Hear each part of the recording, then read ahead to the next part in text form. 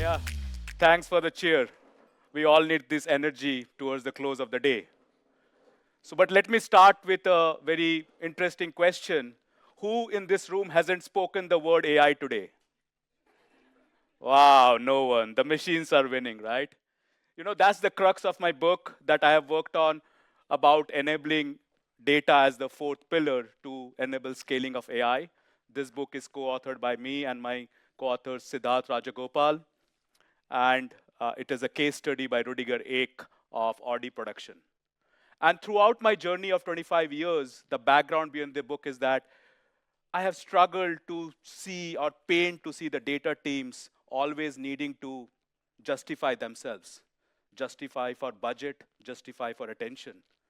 And when we go to the boards and the CEOs, they do workshops on AI, but many times data is missing in the agenda. Have you also observed the same? So that is the key reason that I have embarked upon this initiative, championing the elevation of data as the fourth pillar. And if we have to think forward, it always helps to look backward. History is a very good teacher, at least in my case.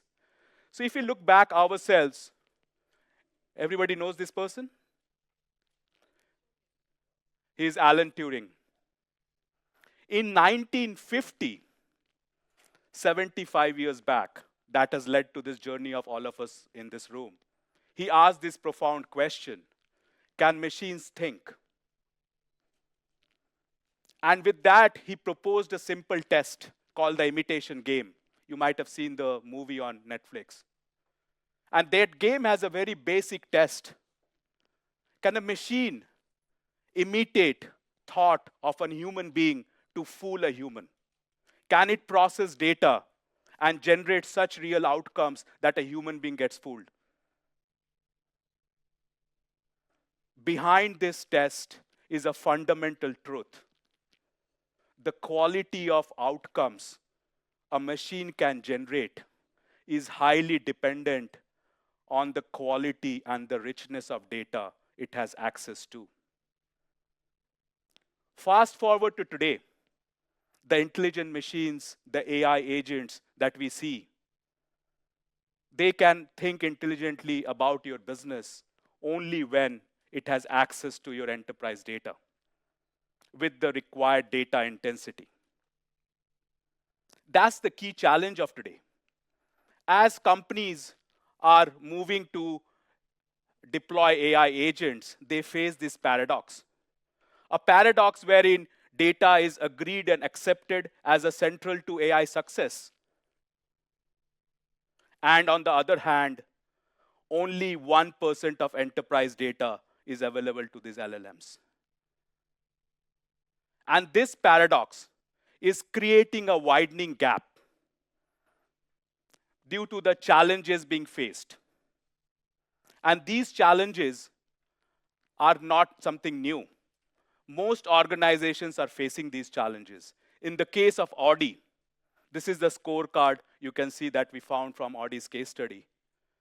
If you can look closely, there's a very interesting point. Can anybody figure it out? The pressure of business execution is actually lower relatively to other challenges. We were very curious and asked Rudiger, hey, why this is so? Aren't you under too much pressure?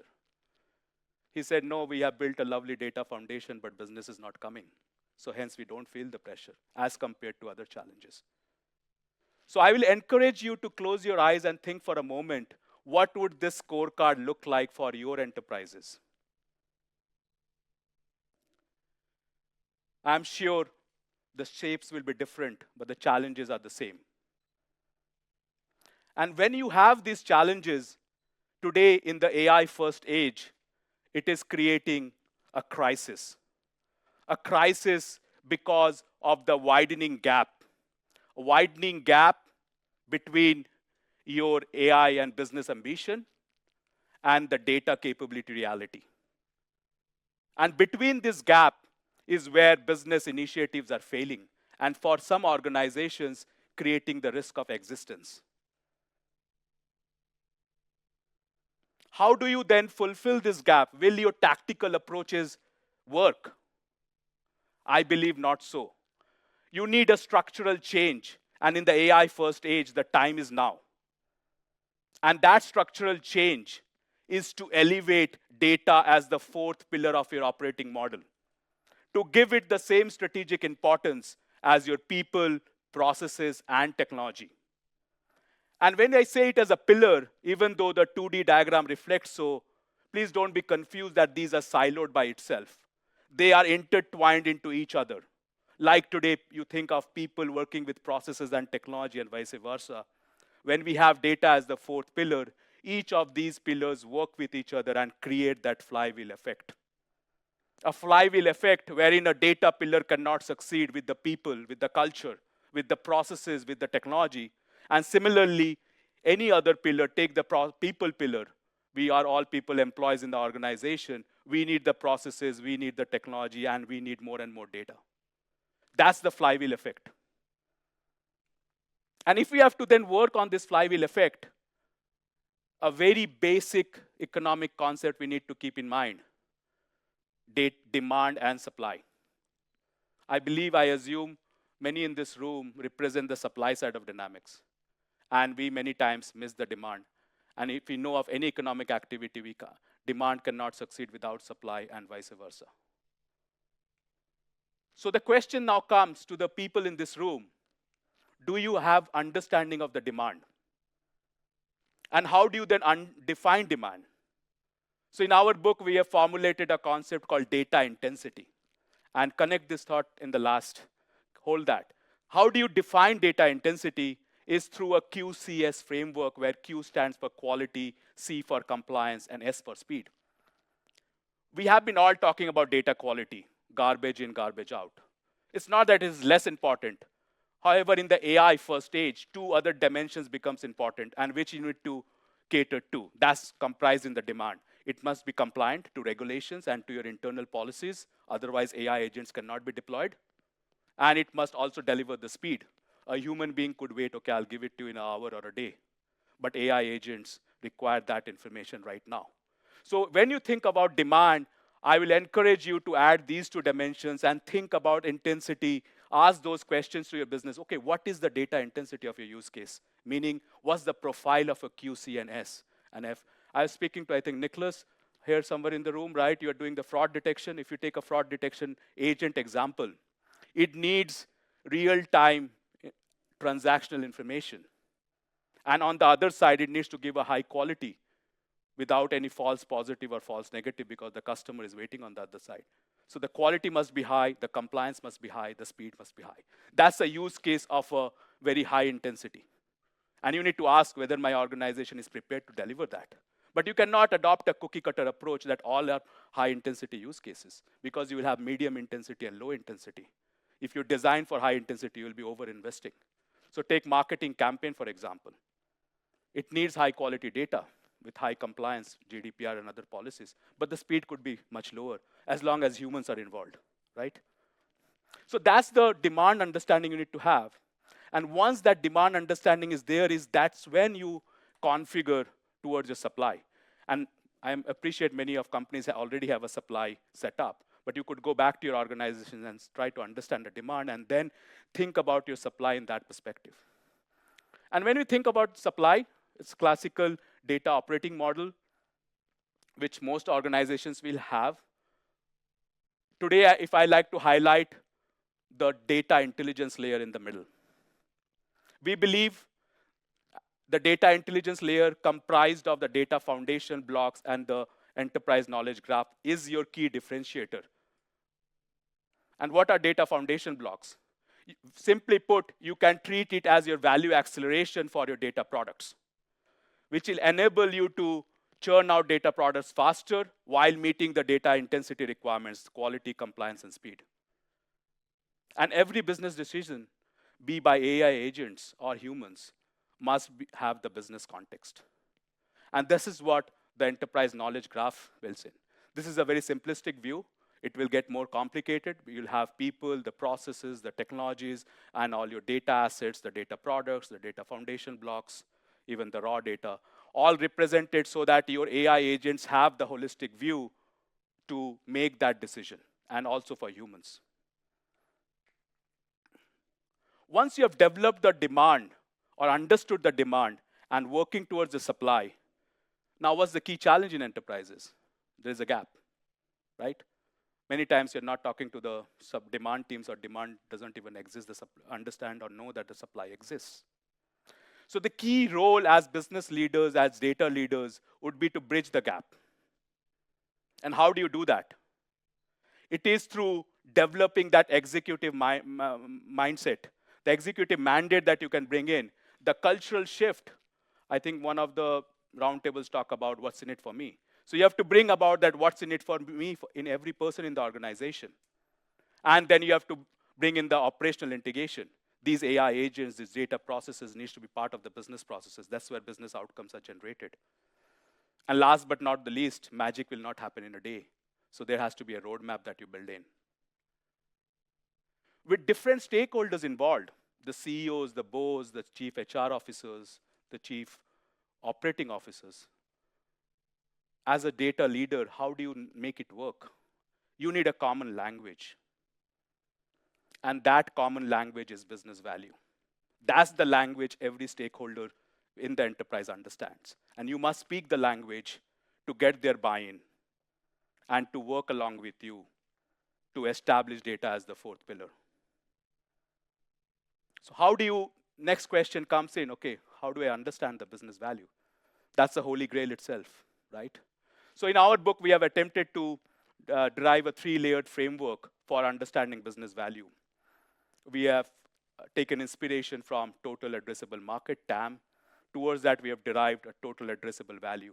Now, if you think of all your business demand and talk to your business stakeholders and understand the key deliverables, the key outcomes from their use cases, that's what is your total addressable value.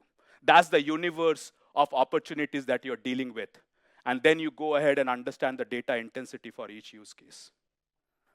And as a roadmap, you will create a 3-month plan, a 6-month plan, a 1-year plan. That's your expected addressable value. That's how you work internally and align and say, okay, this is what I'm expecting to deliver, and drive engagements and drive investment based on that. And finally, when the rubber hits the road, is your realized value.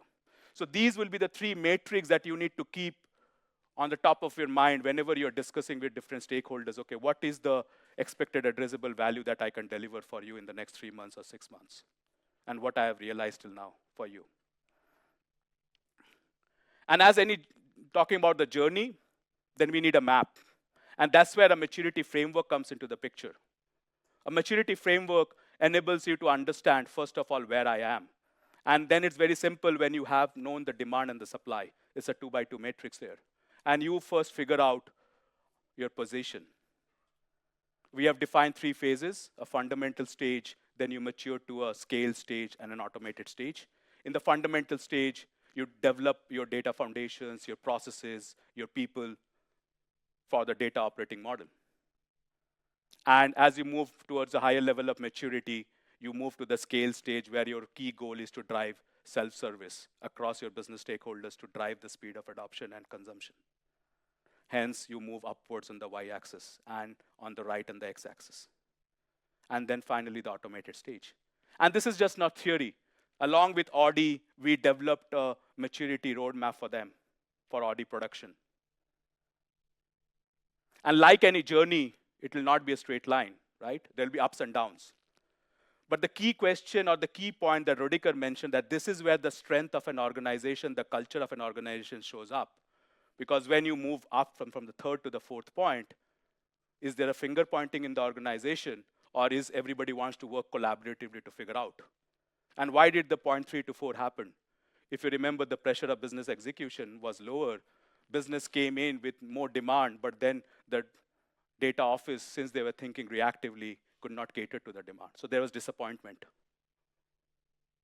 So every organization here will have your own maturity journey, and it's upon the leaders now, as you hire the chief data officers and moving upwards to the CXOs, you need to have a telescopic view. You need to think, okay, where am I going 3 years down the line? And then your execution team is thinking the next 3 months, 6 months, 1 month. But unless you have a map, you are going blind. And how do you develop the map? Working backwards, you need to know the demand. You need to know the data intensity. And then finally, the utopia, right? AI agents everywhere. That's the science fiction. But the realization I wanted to bring you through the maturity journey that you cannot just jump and open your eyes one day from your dream and say, okay, I have reached the automated stage. You have to take the pains of the journey. And the crucial question of timing is then, when do you start? Have you started your journey or not? Because it is going to be a long path. So you need to develop this mandate to execute because it is going to be challenging. Mandate for yourself individually, mandate with your teams, and mandate with your managers and executive teams. Today, I will leave you with 3 questions to start the conversations to develop that mandate. Is data a board and CEO priority within your organization? Most likely a bridge gap exists. If not, very lucky, congratulations. But how will you bridge the gap between demand and supply within your organization? Number 3, where are you on your maturity journey? Do you know it? Then you know where is your map and where do you go forward. And this journey, like mentioned before, is not going to be easy. Over 60 years ago, John F. Kennedy made this statement. He motivated an entire generation to go to the moon. Not because it was easy, but because it was hard. That's my challenge to all the leaders here, online and present here, to challenge yourself to establish data as the 4th pillar within your organizations by Data 2030 Summit, right? So by 2030. Not because it is easy, but because it is hard. And ones who do that will be the winners and differentiate themselves.